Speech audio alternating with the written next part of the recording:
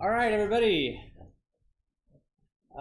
So today is the last day that I'm going to introduce new material. Thursday, we're going to do a review for the final exam. I'm going to post some extra study materials sometime this week in preparation for that. So please bring your questions to class on Thursday. That's also the due date for homework 5. So hopefully you're making good progress on that. And then we've got our final exam on the 6th of May. Just so you're aware, I am planning to have some office hours next week. I'm not sure exactly when those will be, but as soon as I've got that figured out on my schedule, I'll make a post on Piazza so you all know when you can come in and get some help for the exam. Are there any questions about homework stuff, exam stuff, before we hop in? Yeah, what's up? Can we still use our extension on this class? Yeah, sure. I just need it in writing. So Piazza or email, I just need it in writing. Sure, thanks. Yep. Any other questions?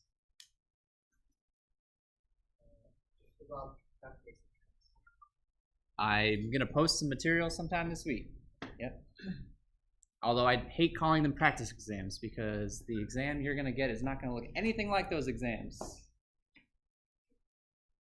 Yeah, any other questions? All right, cool. So today's topic is security. A very important topic, one that's gaining a lot more attention these days. It seems like there isn't really a week that goes by that some website somewhere doesn't get hacked. So security is a very broad topic. We're going to try and keep it focused on database security, things that we can do specifically within our databases to keep the data contained within the database secure.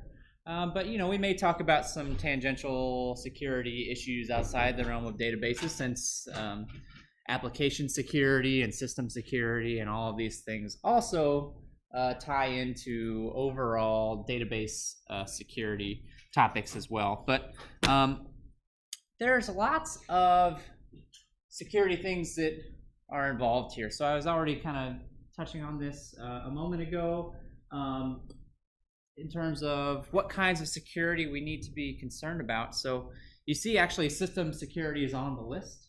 It is possible.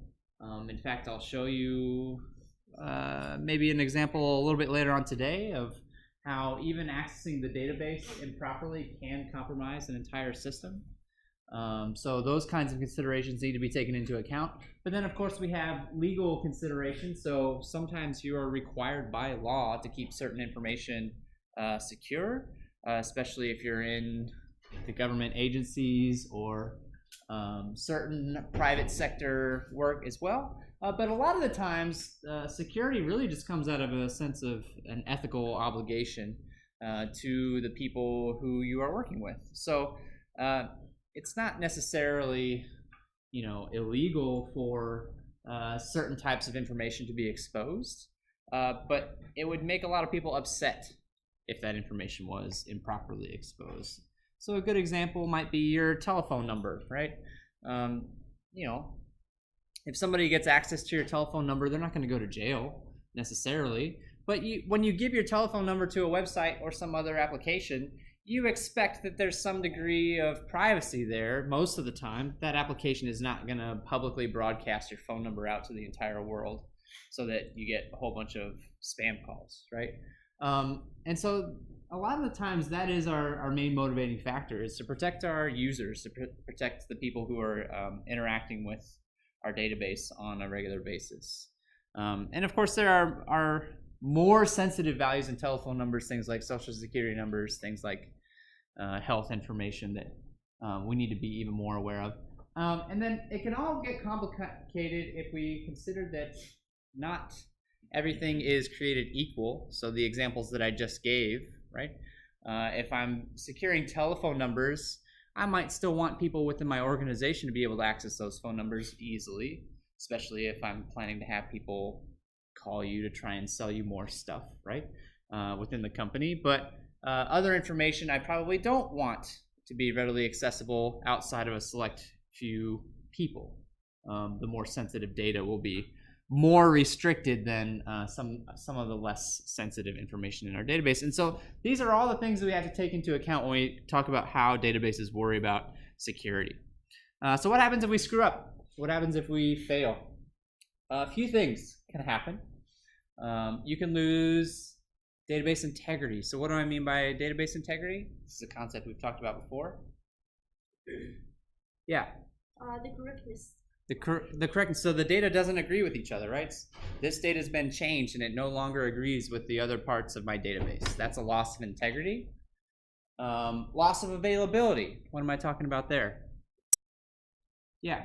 John? Something like a denial of service, you can't access the data. Yeah, you can't get to it, so people can't use your website. That can range from being an inconvenient thing to potentially a very, very, very dramatically bad thing, right? If Facebook goes down, people are going to freak out, but honestly, it's not going to hurt anything. In fact, it might make things better. People might get more work done. But if your credit card machines go down, that's a big problem. That's a much larger issue to worry about. And then this is the one that hits all of us actually probably at a more personal level, is loss of confidentiality. So I gave you some information that I thought you were going to keep track of and keep private, and somehow you failed, and now that information is no longer private. I'm sure we've all been in the situation where, we had a password that we used and can't use it anymore because it's now out there in the public world. I've had at least 2 or 3 passwords fall into that category. And so, that's why one of the good security measures these days is don't reuse your passwords. Don't use your passwords across more than one website, because at the rate that websites are being hacked these days, those passwords are going to get exposed eventually. That's an example of something that we thought was confidential that has now been exposed. Or it could be even worse, right? I could expose your address, or your social security number, or how much money you make, or things like that. Your health problems, for example. All things that are considered loss of confidentiality. So the primary mechanism that we have available to us for securing data within a database is access control. And it's basically who is allowed to access what piece of information, or what pieces of information. So in order to do this, we have to have user accounts set up. Every user has to have their own account set up. And we're going to log and track every operation that happens by every user in the database. Now, this is already kind of a problematic situation. You've probably already seen or maybe heard of situations where, I'm going to have actually just one database account, and then everybody's going to share that account, right? That happens a lot in development environments. I'm not going to make an account for every single person. I'm just going to make one account. All the developers can use that account. It makes things simple. It makes things easy. It also makes things a lot less secure, because now you have one point of failure, that if that account gets taken, the whole database is gone, and also you have no way of tracking what actually happens. If that account starts doing something suspicious, you have no idea who actually was logged into that account at that time. You have no idea how to trace things back. So user accounts are a necessity. You have to have these accounts. And then once you've got those accounts properly set up, then you need to think about how to classify your data. So how sensitive is it? This can be a black and white. This is confidential, this is not confidential. That's the easiest way to go about it. I think in practice, it probably is a little bit more refined than that. This is mostly confidential. This is extremely, very much confidential, right? And various levels in between. Classic example of that is the government, secret, top secret structure that they have in place for classification. So that is a very common scheme that you'll see even on the database level as well. And then you have to decide who has the right to see all that information. And so the good news is, as programmers, actually as developers, these decisions really are kind of outside of your control a lot of the time. If you want to become a security professional, a security expert, then these kinds of questions are going to be things that you deal with on a day-to-day basis. But if you're just a programmer, if you're just an application developer, a database developer, these are probably not going to be questions that you are tasked with on a regular basis. However, you might be tasked with implementing these results, implementing these decisions. And so, that's what we're going to get to a little bit later.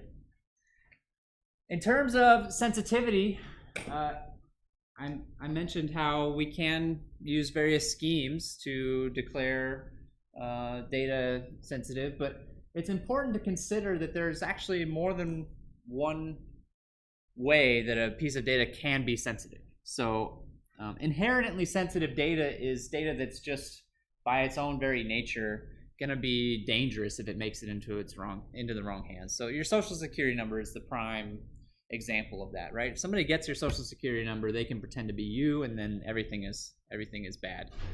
But there might be other reasons why you're classifying data as sensitive. It could be from a sensitive source. So somebody gave you a piece of information, but they don't want their identity revealed for whatever reason. And so we need to be careful to track that data accordingly. Or it might just be sensitive because somebody told you it was. Actually, I see this at WashU a lot. When you sign up for your WashU account, one of the things that you can say is, I want WashU to take extra measures to keep my data as private as possible. And then on official WashU documents, it'll actually say, these students don't want their phone numbers or email addresses exposed, right? That is an option that you have when you interact with the university. So, users can have the option. Or it might be partially sensitive. It might be sensitive in some contexts, but not others. Email addresses, again, are a good example of this. My email address is plastered on all kinds of WashU stuff so that you guys can get in contact with me, right? But I don't take it and plaster it all over YouTube, for example, because I don't want random YouTube people emailing me about stuff. That's not something that I want. I get enough grief in the comments of YouTube. I don't need people from YouTube filling up my inbox too. So, context can matter here, right? The context that your data is used. At some point, somebody's going to want to access that data. We're not keeping it around so that it just sits locked away forever, right? At some point, somebody's going to want to use that data for something.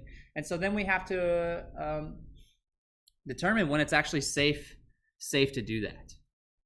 And so the first step is just making sure the data is available. Can it be accessed? We've talked about availability a lot. So, am I able to access that data? Then we have to ask if it's acceptable to access the data in a particular context. So if I'm processing health records, it's probably acceptable for me to access your social security number. If I'm trying to sell you something, your social security number probably doesn't need to be part of that transaction, right?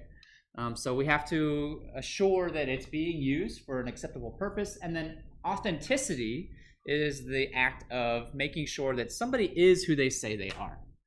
So I'm saying that I want to use this piece of data. Me, Doug Shook, wants to access this piece of data, and to prove to you that it's me doing this, what am I going to do? I'm going to type in a password that's related to my account. That's going to prove that I am who I say that I am, and give me access to this data that I need to access for a particular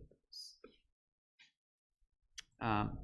Cool. So now that we have an idea about the kinds of data that we're looking at and the general way that data is going to be accessed, we can take a more detailed look into how that's managed on a database level.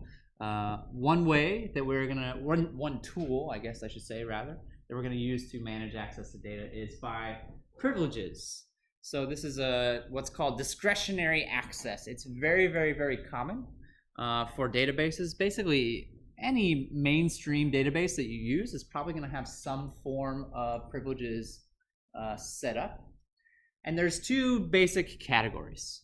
There's account level privileges, and then there are relation level privileges.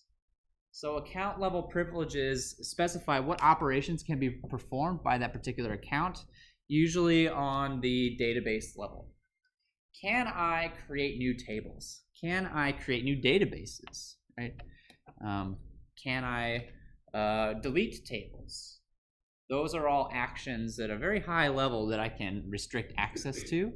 And you can I think see that for the most part we do very much want to restrict access to those particular pieces of those particular operations for the safety of our data. We can also talk about things on a relation level. So relation in our case usually being a table, although not necessarily a table. So what data can actually be seen? So I can provide privileges to run select queries on a table or take them away, right? That's basically providing read access to a table or not. I can also provide write privileges. So do I have the ability to insert, update, delete to this particular set of data or not? And then referencing is also something that I can restrict access to. Why does that matter? When I say referencing, what am I getting at? Yeah. Like, well, for example, most like passwords on a system like stores like a hash, so you don't want to be able to like link username to what their hash is to their password and like grab that. Close. I mean, what database structure are we talking about here when I'm talking about references? It's one that we've used a lot this semester. Yeah. Is it the foreign key? The foreign key, yeah, primary foreign key relationship. So think about that for a second. You can imagine that there might be ways that I can sort of circumvent the ability to access data by using a join to get me into that table instead, right? You didn't explicitly tell me that I couldn't use a foreign key to join this with this table. So now I've gained access to the data that way. And so we also have to decide whether that's allowed or not for a particular individual, for a particular relation. There is another kind of relation that's used here. It's one that we actually haven't really talked about, but I'd like to take a few minutes to talk to you about it since it does matter a lot in the context of security. These privileges are a little bit heavy-handed, right? If you think about a table that represents customers, there could certainly be some data that we want to keep restricted, some private data.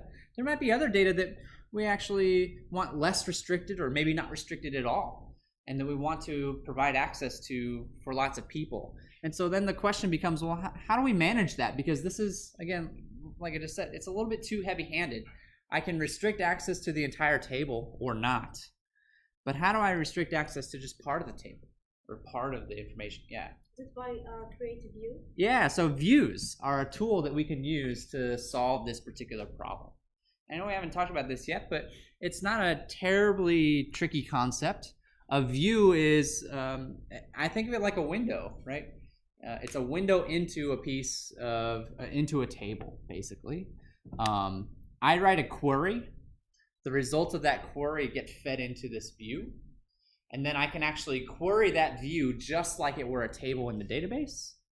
But it's not actually a table, right? It's just providing a window into an existing table. So views don't actually contain data. They just change the way that the data is presented a little bit. Hopefully that makes sense. And so how that helps us with security, right, is that I can write a query to select the columns that I think are okay to be exposed, feed those into a view, and then restrict access to the original table very heavily, but provide more liberal access to that view that doesn't contain the sensitive data that I don't want lots of people to see. That is an extremely, extremely common database security technique. Cool. And so here's some code examples showing how we can manage these privileges on an actual database. This will definitely work on the MySQL databases that we've been using in this class. I actually think there is one of the studios, it might be Studio 4, has you do some of this stuff with the database. If you want to get some practice with some of that, you can check out that studio. But so, the first one up there is an example of which category of privilege are we talking about? There are two categories. Account level. It's account level because I'm saying that A1 is now able to create whatever it wants. There are lots of things that could be created. Tables, views that we just talked about, other things. Yeah. What is A1 in this context? Like A1 is a user, yes. A1 is a user. That is correct. What I don't have code examples for here are user accounts. That actually varies quite a bit from implementation to implementation, but it's pretty straightforward concept. You make a username and a password associated with each account. So yes, I'm granting creation privileges to this A1 user. So then the second one up here, grant insert delete on employee department, is an example of the other kind of privileges that we can operate with, the relation level privileges. I'm specifying that user A2 has the ability to insert and delete, but not update, interestingly, to the employee and department tables of this database. The third option actually, so first off, it's an example of granting read privileges, select privileges to the employee and department database, but it includes another clause with grant option on the end, and that's an example of what we would call horizontal distribution of privileges. With grant option is saying that I'm giving you the ability to read these tables, but I'm also giving you the ability to let other people read these tables. So you can now take these privileges and grant them to other people as well. So it allows you to chain privileges together. So from a management perspective, could make your life easier, but could also, you really got to make sure you trust that person, right? You don't want to give that ability to just anyone. There's actually another type of privilege distribution that is typically not included on databases called vertical distribution of privileges, which allows you to grant these privileges to other users, but only if they are at the same level or lower than you. So each user is assigned a rank in this scenario, typically just a number value. And so I can only assign privileges to those people who are equal rank or lower in that particular case.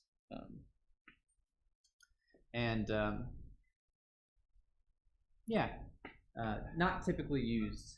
And so then the very last one that we see up here is how we can take privileges away. So I can revoke the select privileges, the read privileges on a table from a particular person. It should be noted, right? So if I create a database and I create a user, what privileges does that person start out with? Like, what do they begin with? Will they be able to read that database right away? In other words, are we an optimistic implementation where everybody automatically has privileges until I take them away? Or are we a pessimistic one where nobody has any privileges unless I explicitly grant them? Which one do you think we're using usually in practice? The second one, yeah, we're very pessimistic. Security is almost always pessimistic. Security is almost always going to be pessimistic and think that nobody should be able to do anything unless I explicitly give them the ability to do so. Now, the way that you get around that for development purposes, and this is actually kind of dangerous, but usually accepted for the sake of development, is I'm just going to give myself an administrator account which has privileges on everything.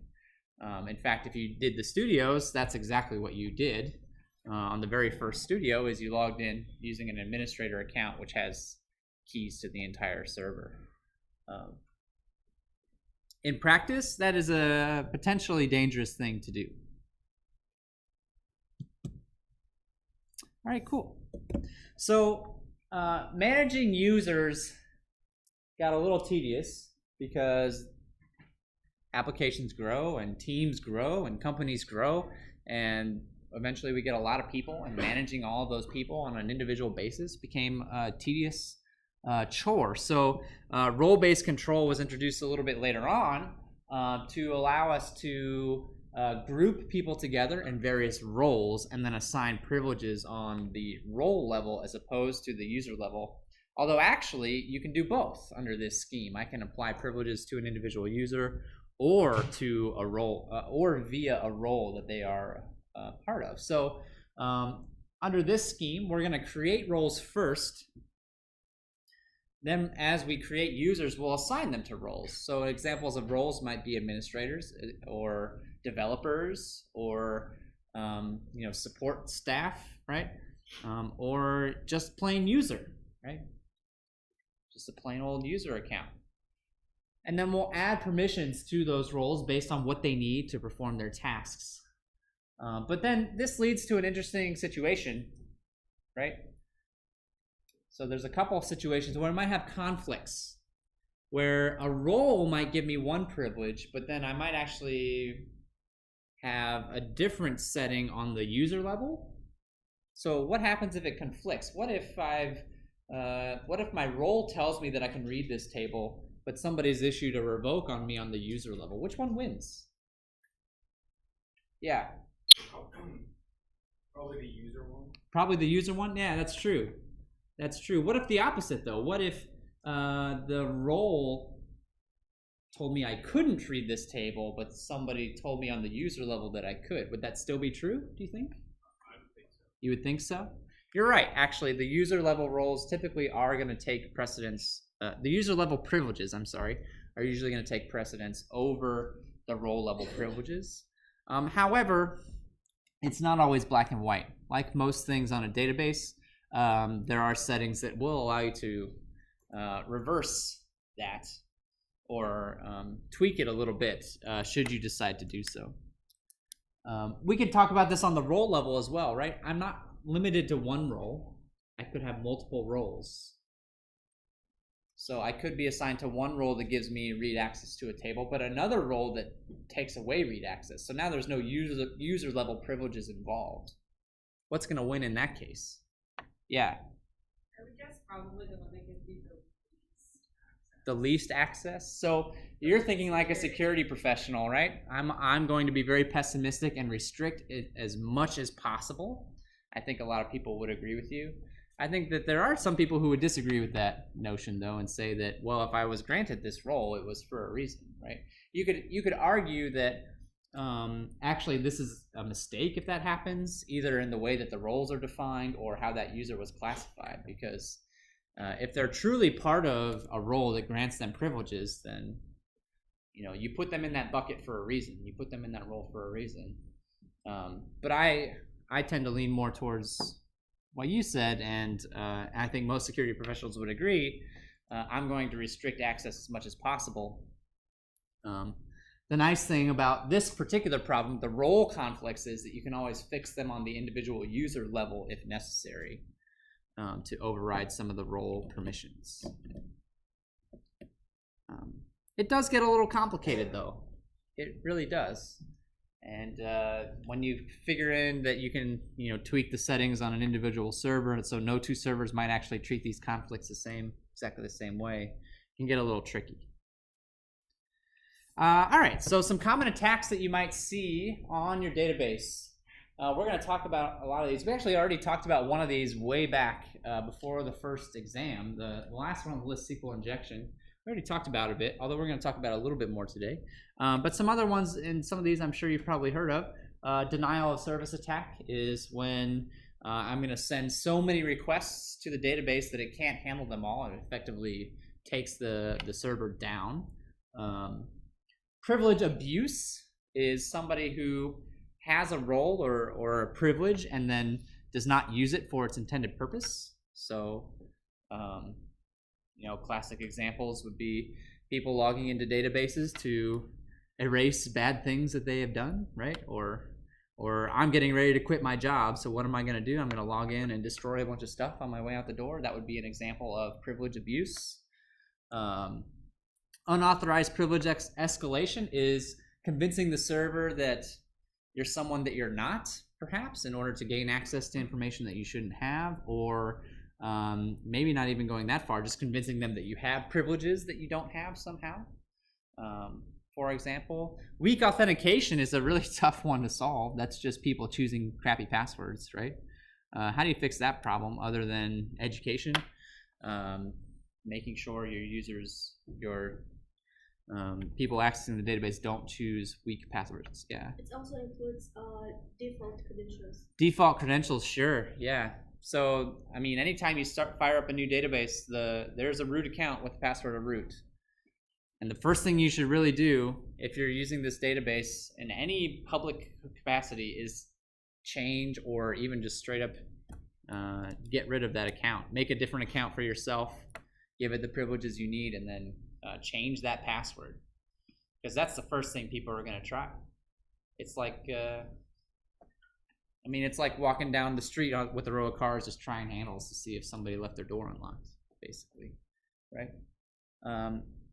But let's talk about SQL injection a little bit more. I know I talked about this earlier, so I'm not going to talk about exactly the same stuff. But this is also something that I get a lot of questions about in this class, and it seems like it's a topic that's of interest to a large portion of people. So I did want to go through another example of SQL injection. This is actually a review of last time. This is what we did in class before. You remember that we had that little website set up where we could use SQL injection to figure out what somebody's password was.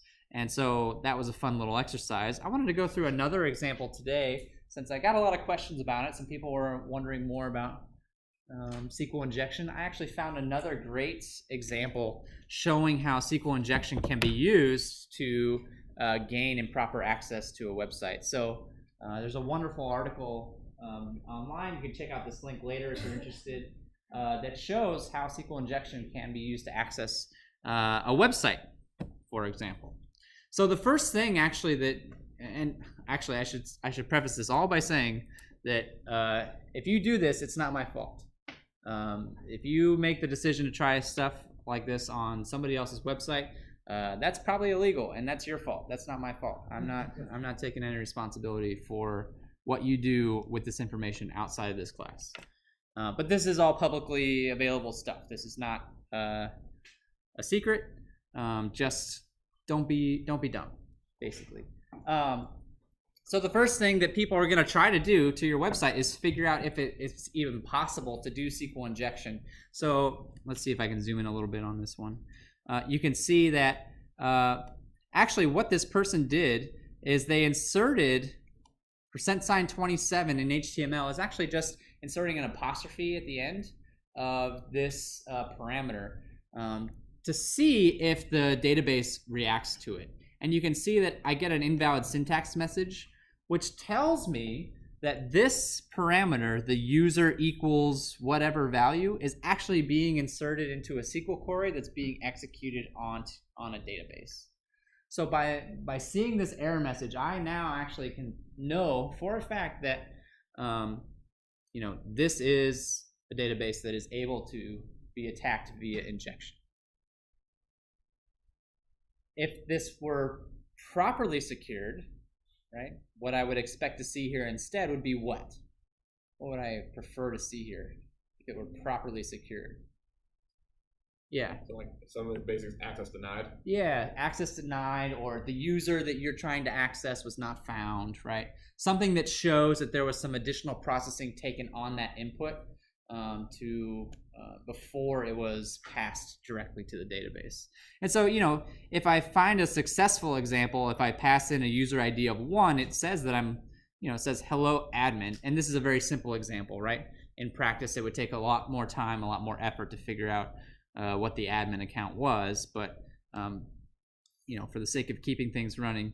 And so the next thing that we might try to do with SQL injection is figure out how many columns there are in a particular table. Because our ultimate goal here is to figure out what column has the information that we want. So I know that what I'm doing is being injected into a SQL query. I assume that there's probably some information in the table that I want, usually a username or a password, right? Or both. So I now have to figure out, okay, where is it?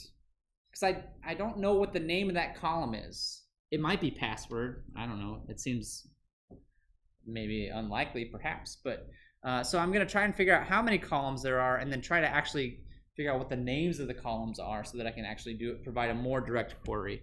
And so the way that they've achieved that in this example is by tacking on an order by statement. We actually haven't talked about this exact syntax in class, but it's very straightforward to understand. We're used to seeing things like order by first name, order by last name. I can put a number actually there instead, and that number refers to a column number. So order by some column number instead. And so if I just take this number and I start at 1 or 2 and I count up, right? Eventually it'll tell me that I don't know what column you're talking about, or give me some other indication that it's not working. If I order by a column that doesn't exist, I'm not going to get any results back. And so I know then now that order by 11, well, column 11 doesn't exist. I assume that there are now 10 columns in this database that I'm working with.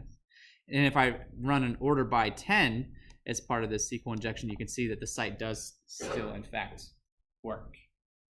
The site is still functional. So now I know how many columns there are in my table. I can do some more work to figure out what those columns actually are. And this is where things get a little bit more complicated. Here's an example. So the query that's being injected, right? You can see union select. So what's a union do again? It's been a little while since we talked about it. Yeah. It returns all the members that are in whatever you're passing in it. Like if you have two table, like if you have a table 1 and table 2 union, it gives you everything in both table 1 and table 2. No. What's found in both table 1 and table 2? Found in both table 1 and table 2, but then no, wait, that's an intersection. So sounds like it'd be everything, right? Yeah. But we want to contrast that with like a join, where a join takes two tables and sticks them together horizontally. A union actually sticks them together vertically, so I'm going to stack them on top of each other, right? So I have to have the same number of columns. That's why it's important to know how many columns there are. So I have to have the same number of columns, and I have to make sure that the column data types are similar. And so what this query is doing is it's giving us a union. The same thing that we did with the order by with the numbers also works with select. I can select by column number as well on a lot of databases. So this is basically saying select all of the columns, right? Select all of the columns and union them together. And this number that's being spit out here is telling me that, okay, the column that's being returned and displayed on this web page is column number 10. That is the column that is being displayed on this website. So the username column, the column that has a username in it, is column number 10 in this table. You can actually verify this by sticking, so here's an example of code injection, right? I'm actually injecting SQL code that's executing a function. That's already dangerous enough to gain access to the machine. Right there, being able to inject SQL code to be executed, already dangerous enough to gain access to that machine. But we can take this farther, and so this is where you can see it. We're getting more and more complicated as we go along. We now want to figure out what table we're dealing with, or what tables exist in the database. So here's an example of a query. You can see that I've got the same union as before, but now for that last value, since I know that column 10 is what's being displayed on the page, right? I can union whatever I want to in column 10, so I can have it spit out some more useful information in column 10. And the information that I want is the table names from the information schema, which is the catalog for all intents and purposes, right? Go to the catalog, tell me all the table names, concatenate them together, and then union that with the results in this 10th position. And so the results that you see here are the names of the tables. And there's actually a lot of information that can be gleaned even just from looking at the names of the tables. Yeah, what's up? I don't get how that first union gave you 10 and how you knew that the username was in that. So this website is displaying the username when you pass it a user ID number, right? And it's doing that by looking up the user in the database with that ID, grabbing the value out of that column, and then adding it to the page, right? So I know that this admin is coming from some column in the table, and I just want to figure out which one. And so I use this union here. I know there's 10 columns. I know that one of those 10 columns is being displayed. So I use this union here to help me figure out which of those columns it was referring to. If it had been column 4 instead, then I could insert my SQL code into the 4th position here. It's basically helping me figure out how to inject further additional SQL queries into the code. So I need to know what column that is.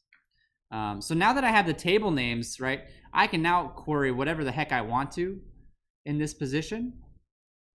I can look up whatever I'd like. This actually also tells us some other information. I see the table names here are all prefixed with WP, telling me that this is a WordPress site. So at that point, I can use that information to help me further examine and analyze this particular website. But the final step of this is, okay, I found this table name, right? I found this table name from the previous thing here. It got cut off, but it's there. And so now I can try to find various things from that table. And the user password here, this is not the actual user password that's being displayed. That's actually a hash. It's actually a hash, but that's actually good enough. So this is where this example ends, but if you wanted to continue, what would you do? You would take that hash and run it through a password hash cracker, of which there are plenty available, or they use things called rainbow tables, which are basically pre-hashed passwords. So I just compare the hashes until I find one that I have determined is a match, and at that point I now have the password to this particular account. It's a little bit of a different way of cracking in than how we saw in the previous example that we did in class. A little bit more of a realistic way of going about it. The example, the website, if you're interested in learning more, this website actually does continue and goes on to show some additional exploits that can be performed once you have that information, but they don't relate directly to the database, so I'm going to stop here. But are there any questions about that? This is another example of SQL injection ruining your website. And why this is particularly dangerous is, WordPress is a very common content management system used by lots of people. It's actually pitched as you don't need to know a lot of programming. You don't need to know a lot of coding in order to use WordPress. They're going to do all that heavy lifting for you. So who are the people, most likely to set this up? They're the people who aren't really going to know how to secure their databases anyway, which makes them a pretty big target, right? Assuming that there's anything of value on this website. This is just an example. Any questions before I move on?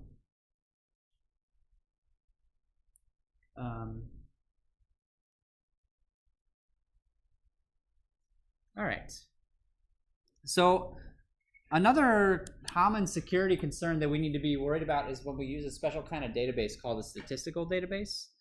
This is something that's used a lot in the data sciences in particular. So a statistical database is a database that has a bunch of data about a set of, it could be people, but it could be any population. It doesn't have to be people, but a lot of times it's information about people. And so here is an example of a schema that we might see for a statistical database that's collected a bunch of information from people via survey or some other means, right? And we want to perform some analysis on this data so that we can answer questions about these populations. It's a pretty common thing to want to do these days in the realm of data science. However, we want to restrict access to the individual data.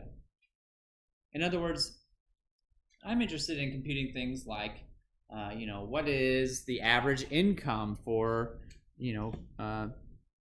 people in a particular location, right? Or what's the maximum income for people in a particular location, right? Or what's the average income for people with a particular degree, for example. Those are the kinds of things that we would expect to compute using a statistical database. But we do not want to provide access to the individual pieces of data because that would be a breach of confidentiality. In other words, I should not be able to look up a single person and see their unique information. I just want to see the aggregates, the computed aggregations, right? So how do we do that? What security needs does this database have? How can we actually accomplish this? I mean, there's a very obvious answer. Yeah. View. A view, or I mean, a view might work. Pre-compute some aggregations, right? Pre-compute some aggregations and store them in a view, but we don't always know which aggregations we're going to want. So if I have to make a new view every single time, that becomes a little bit tedious. We can actually take it, take the obvious step and just say, well, I'm only going to allow people to execute queries that use aggregations.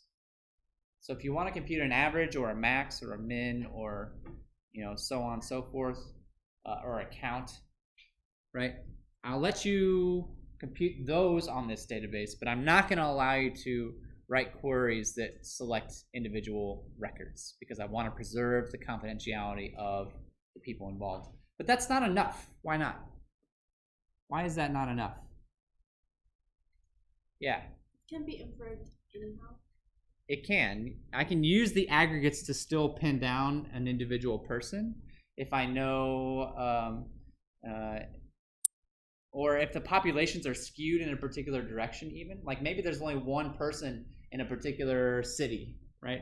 If I then select all aggregations across that entire city, I know that I'm actually talking about that one individual person, for example.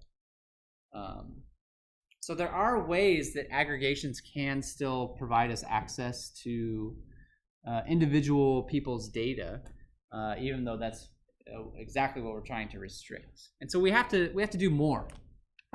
It's not enough to simply restrict access to aggregations. We can actually restrict access to aggregations that use that use more than a certain number of records. So I'm not going to compute any aggregations that use fewer than 3 records, for example, right? That will protect us from writing arbitrarily small aggregations that are going to target specific people in my data set. It's actually statistically better for you to use aggregations with more records anyway, right? More data points means more solid results. So it does not generally affect the desired research outcomes of using these particular kinds of databases either. Any questions about that? That's a more specific kind of a niche security area, but it is one that's exploding a lot. These kinds of databases are becoming more and more popular, especially in the field of data science. Something else we can talk about is flow control. So flow control being how information moves through a particular application or a particular series of applications. We're interested in making sure that if data needs to move from point A to point B, that point B has as much security around it as point A does. I don't want to send that data to a less secure location. And so this is accomplished by using the concept of flow controls. So in this case, we're using a very simple form of classification. It's either confidential or it's not. I can expose the data or I can't. And I'm only going to allow data to flow in a certain way. Confidential data can never flow to a non-confidential location. But the opposite is true. I can send non-confidential data to a confidential location. That becomes more complicated if we need multiple levels of classification. So if it's not just confidential, not confidential, maybe I have secret, top secret, or unclassified, right? Then it becomes a little bit more complicated. But the concept is the same. I'm only going to allow data to flow to an equal classification or higher than where I'm at, never lower than where I'm at. However, this has some issues, some potential problems, right? Consider that sometimes we actually need to violate flow control for proper functionality of our database. Can you think of an example of when that might happen? Think back to a few weeks ago when we were talking about distributed databases. If I have a distributed database, we could say that I've got some data that appears on 2 nodes, right? Maybe I've got a table that you know, 2/3 of the table appears on a classified server, and then 2/3 of the data also appears on a non-classified server, right? But what happens if I change some data that's in common to both? There's some overlap there, right? So what happens if I change some data that's in common to both? It needs to propagate those changes out. But that would violate the flow control. If I change the data on the classified server, the flow control says I'm never sending data from the classified server to the non-classified server. That's not going to happen. But if I want my data to be consistent, if I want it to be up to date, right? If that piece of data exists on the non-classified server, I have to allow it to flow to the non-confidential server. Does that make sense? I have to break that flow control. Yeah. Or we can just allow only modification on the non-classified because it can go to the... Yeah, sure. So that's another restriction. That's another way we could think about it, is we could only allow modification on the non-classified data. What's the downside? What are we giving up for that? Because nothing is free, right? What's the trade-off there? Yeah. Privacy? Not necessarily. I mean, if it's on the non-confidential server, it's already not considered private, right? What is the trade-off? What are we sacrificing? Yeah. Low distribution, low mean of distribution, because I only have to modify it only one server. So I'm restricting access, so I can only modify that data on a particular server, which is actually a concept we've talked about a lot in this class.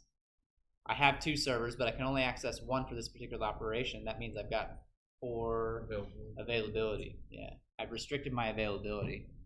But actually, it's still a viable suggestion, and the fact of the matter is that security needs do require sacrifices of this sort to happen sometimes. The other way that you consider doing it is actually allow this violation of flow control to occur. That is done sometimes, right? It's called a covert channel, and that if it's data flowing in violation of a flow control, we call that a covert channel, basically meaning that it's exposed at that point. Data flowing through that channel is open to the world. But sometimes that needs to happen, or we need to consider the trade-offs of those that data flow happening. Good. All right, cool. So last but certainly not least, we're going to talk about encryption a little bit. This is a database class, I fully understand. So I'm not going to dive crazy far into how encryption works. If you're interested in encryption, there are entire courses, I believe, taught on the particular topic.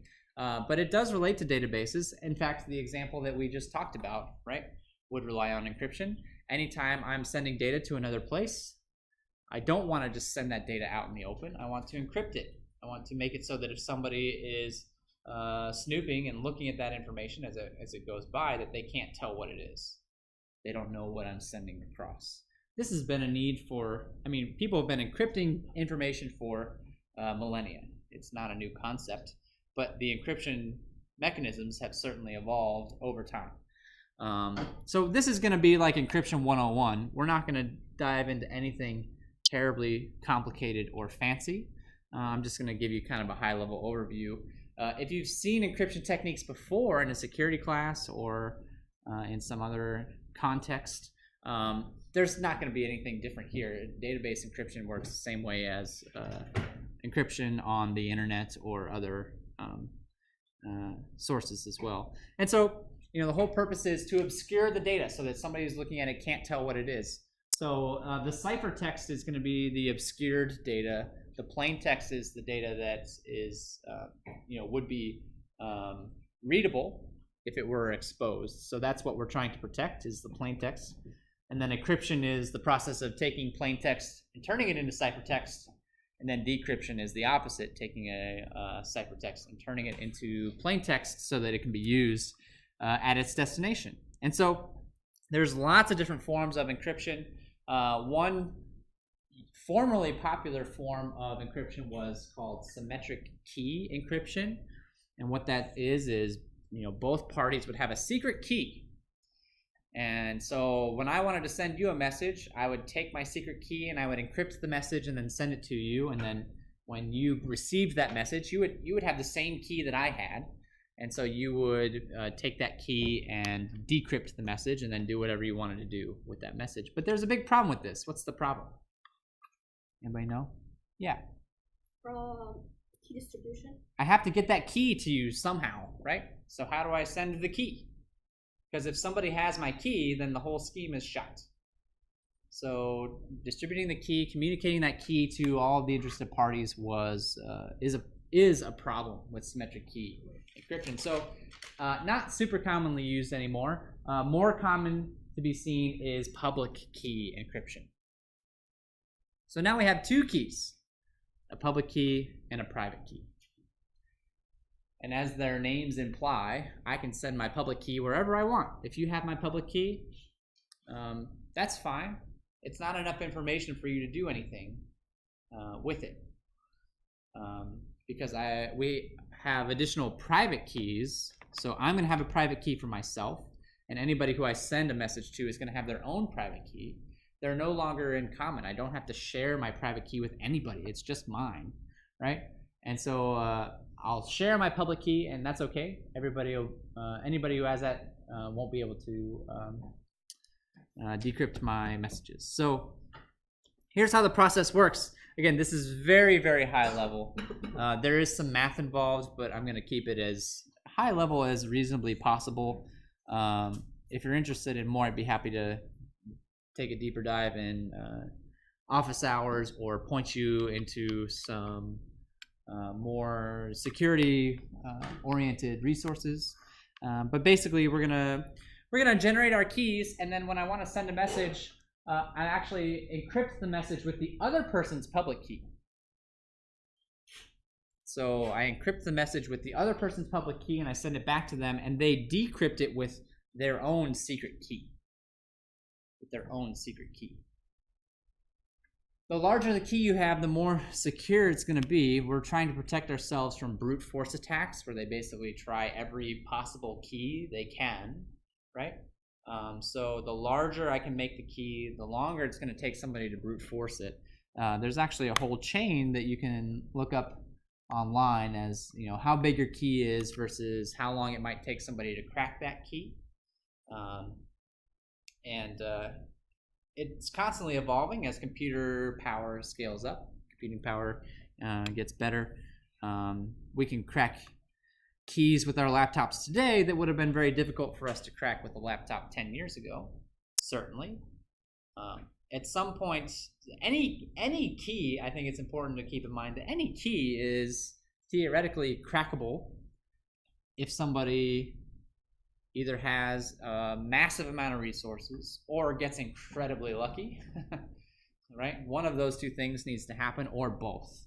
But there does become a point at which it's statistically extremely unlikely that your key would be able to be cracked in an amount of time in which it would be useful. Basically meaning that everybody on the world would be dead 10 times over before your computer was able to figure it out. In which case, who cares? And so then the encryption process, this is maybe the most mathy I'm going to get today, and it's not even that bad. The encryption process uses prime numbers. So this is a very famous RSA encryption technique.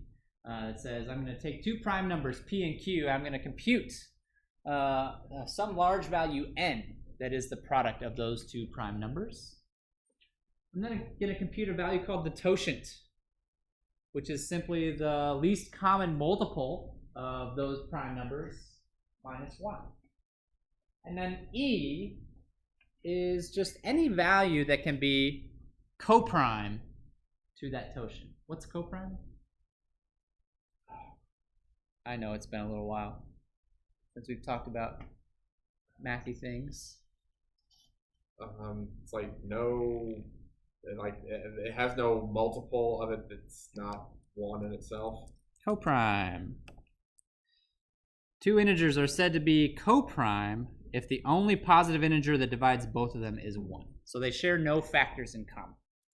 They share no factors in common. The numbers themselves may not be prime. In fact, likely are not prime. But they share no factors in common. That's an important part. Because if they share common factors, that's going to make it easier for somebody to find those common factors and reverse engineer the totient, which would get you to those prime numbers, etc. And so one final step before we can do encryption is I'm going to compute this value D, which is just E modulus my totient. And so to encrypt something, I take my message and I raise it to the power of E mod n. To decrypt something, I raise it to the power of D mod n. And so actually E is my public key in this scheme, and D is my private key in this scheme. So how does it get broken? What's the weakness? Every encryption scheme has a weakness. This one's no exception. How do we break this scheme? What's the linchpin here? Yeah. Your prime numbers got to be really big. Your prime numbers, yeah, your prime numbers. They got to be really big. If I use 1 and 3, it's going to be very easy for people to figure out what my keys are, right? That's trivial. But even if they're larger than that, it's going to be very easy for people to figure out what my keys are. That's why prime number hunting has become sort of a recent trend. So they are constantly trying to farm more and more prime numbers specifically for this purpose. And so the larger the prime numbers you have is a direct relationship to how long it will take somebody to brute force your encryption scheme, or your public and private keys in this particular case. So this is a pretty modern scheme. It's a pretty widely used one, although I expect it someday it will probably fall out of favor and for some other ones, but it's actually lasted a fairly long time so far. Still doing pretty well. So last but not least, I've mentioned this a few times, right? With security is not free. There's always trade-offs that we have to take into account when we talk about security. So what are we giving up? We're securing our data, but what are we giving up in exchange for that? So some things that might suffer as a result of our security measures might be data quality. This kind of relates back to what we talked about with the availability piece as well. It might take longer for updates to process because I've got more security hurdles to clear as part of that process. Sometimes maybe the updates aren't possible at all due to security challenges. And so because I have fewer eyes looking at my data, because I have fewer people analyzing and observing the quality of that data, the overall quality may suffer as a result. Intellectual property rights. So this is something that's always been a hot topic. People want to protect their intellectual property rights, but sometimes that goes over the line in some people's eyes and violates individual freedoms. So there was a big debate. I guess not exactly database related, but there was a big debate, back in the 90s and early 2000s. Like if I go to the store and I buy a piece of software, back then it was probably on a CD-ROM or discs even before that, right? Do I actually own that software? And the software companies say, no, actually, you own the disk that software is on, but we actually still own the software itself, right?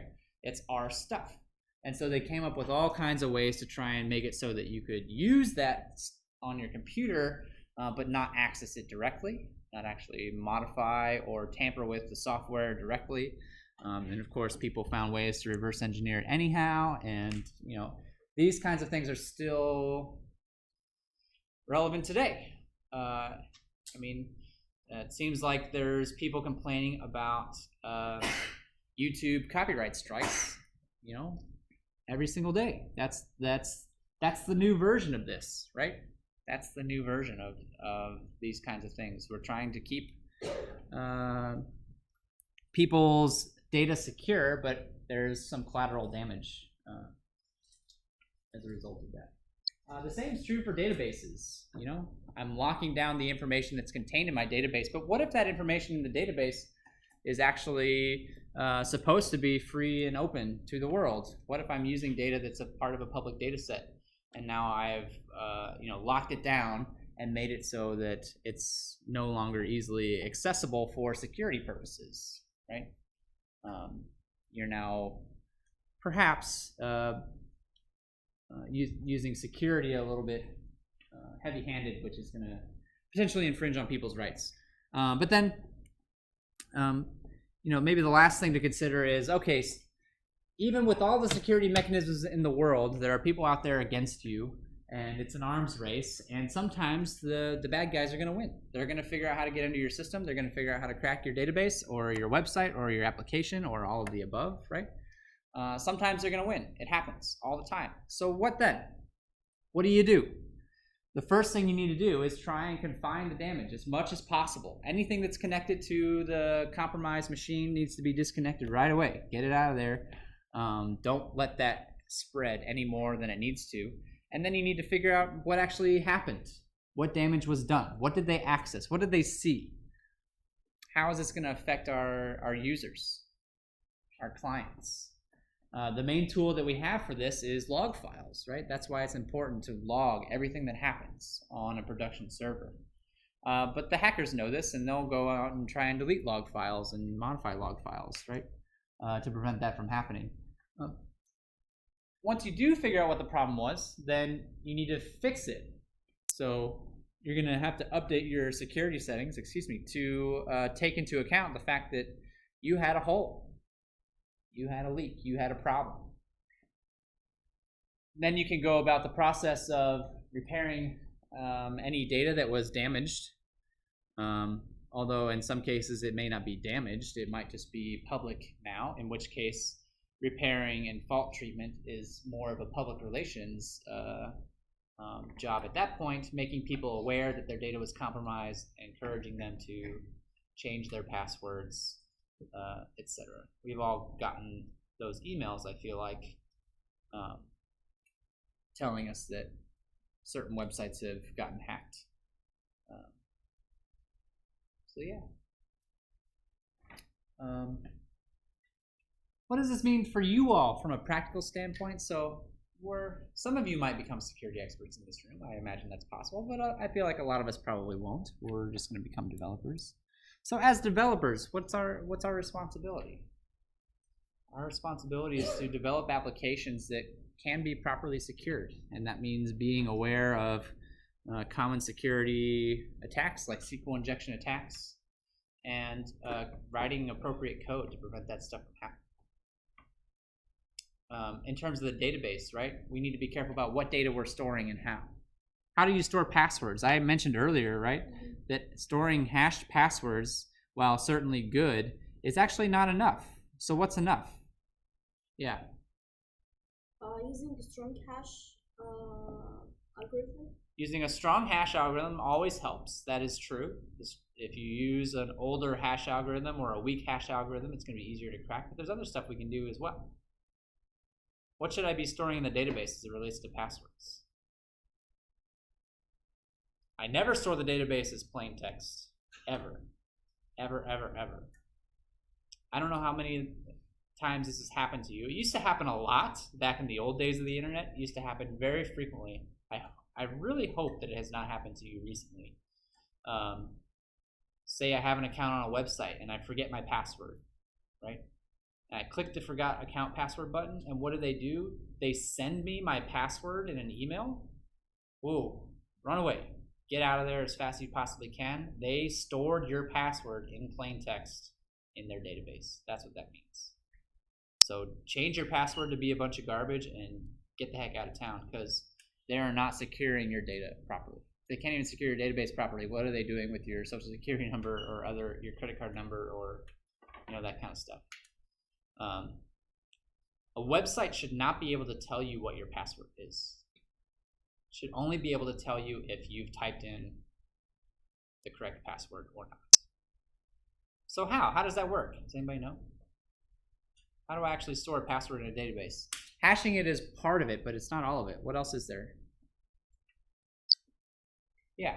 You want to use like a random piece of information also when you hash it, Yep. so that if you just have the hash, it's not going to tell you without also having hash. That's right. The salt. Yeah, it's called assault. That's exactly right. They'll take a good website will take a random piece of information and tack it onto the end of your password before they hash it.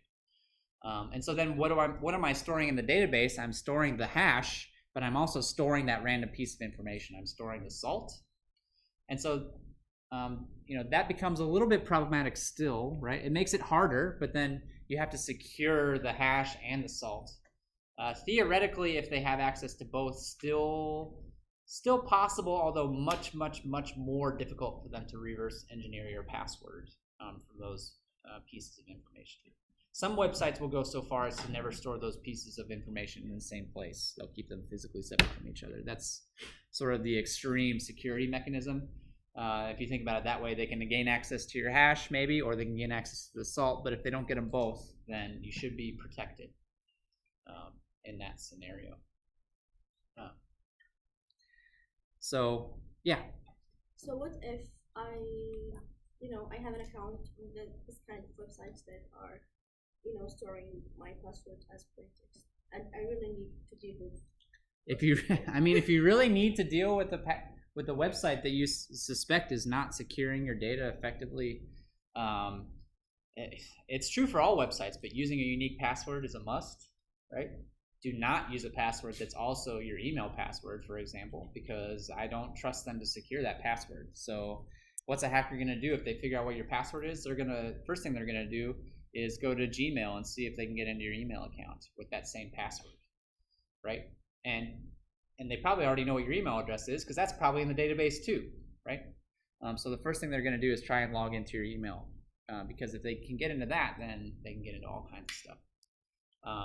Turn on two-factor authorization if it's available, although if they're not doing a good job of storing your password, I kind of doubt that they're going to let you use two-factor. These are the kinds of things to think about. I personally would run like hell and not use the website, but if you absolutely have to, at least make sure you're giving them a garbage password that can't be reused anywhere else. And I wouldn't give them any other private information. I wouldn't give them my credit card. I wouldn't give them my social security number. I wouldn't trust them with any of that stuff if they can't even take the time to secure your password carefully. I have not seen that actually happen in a while, but it used to happen a lot. Back in the old days before people realized how important it was security-wise to keep these things all locked down and safe, you used to see that kind of stuff happen all the time. Question? So what actually gets sent from your computer to the server? Oh, great question. Earlier? Yeah, so when does the hashing occur? That's a great question. It can be hashed on the client side and sent as a hash. That is certainly possible. I think actually it's more likely for the client side to request the hash from the database. So the database sends the hash over to the client side and the password verification takes place on the client side. I'd say that's probably the majority of cases what's going to happen. I highly doubt that the client side is sending a plain text password. If it did, it would still be encrypted because most internet traffic is encrypted these days. But I still highly doubt that would happen. There's no need for it to. It's unnecessarily exposing yourself more than you need to. So could the information be sent over, be read by someone in the middle, everyone wants to get back? Man-in-the-middle attacks are definitely a thing. Sure, yeah, absolutely. Definitely something to be concerned about. Encryption, though, is the biggest tool that we have against that. Making sure that any connection between me and a server is properly encrypted so anybody reading that data can't actually tell what's going on. It's a lot easier than you think. There are tools out there that you could download in 5 minutes. And when I was in school, which was 10 years ago now. There was a kid who'd sit in the back of every comp sci class with packet sniffer open and just see what people were doing in class. And a lot of times it was just Facebook, and actually it was MySpace back then. That's how old I am. But people would also be shopping on Amazon and chatting with their girlfriends and stuff. And it's like, well, okay, Mr. Snoopy back there could see it all, right? So that kind of stuff happens for sure. Encryption is good. You should use the encrypted connection to the routers if you don't already. You want to keep that encryption chain as long as possible. Yeah. There are, I guess, with the last few minutes, we can have a little chat. There's a lot more security classes becoming available. So if you have additional time in your schedules and this is a topic that interests you, there's a systems security class that just got developed and was put out, I want to say, this semester that I've heard great things about. We've got other security classes coming down the pipeline. So if this is a topic that interests you, talk to your advisors. There's a lot more security related stuff available for you to take here.